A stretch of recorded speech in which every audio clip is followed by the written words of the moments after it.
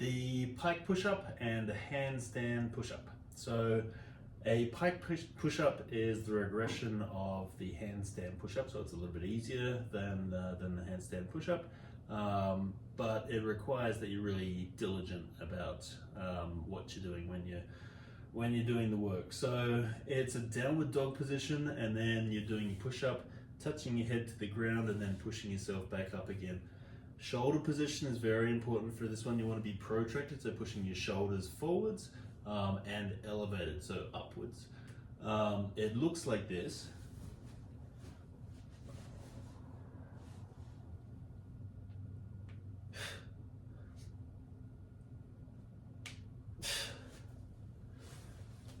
It is a hard exercise. So there's a regression that's a little bit easier. You can even do it on the couch to make it a little bit easier. Still going full range. Butt comes up, and then make sure there's nothing to hit your butt on. Butt comes up, lowering down, and pushing it up again. So that's the easiest variation. The next variation is going to be this one. So protract the shoulders, kind of elevate and tension the shoulders down at the same time, which just sounds awkward, but it's all of the muscles engaging at once, and then touch and push push up again. Your weight should be through your knuckle, more so than your wrist. You will feel some in your wrist, but you want to bring the weight as far forwards as you possibly can. When you're learning, the tendency will be to try and bring the head towards, so between the hands. We actually want it to come over and forwards so that it replicates the handstand push-up. So the handstand push-up, there's a couple of ways you can do it. You can do it back to the wall or chest to the wall. I'm going to encourage you to do chest to the wall, which can be a little bit scary.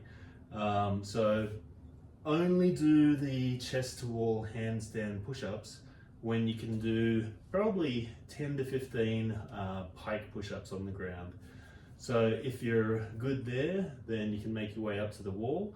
The way to get up there is to just walk your feet up and then do the handstand push-up from there. So it looks like this. Starting in a plank, walk your feet up the wall. You want to be maybe a foot from the wall, tuck the pelvis, same shoulder position, so you're protracted, elevated, pelvis is tucked, come down, and then push back up. Ideally, you don't want to arch your back. You don't want to arch your back like that when you're doing the push-up. You should stay fairly hollow, which is the opposite, this sort of motion through the handstand push-up. The wall version is a lot harder.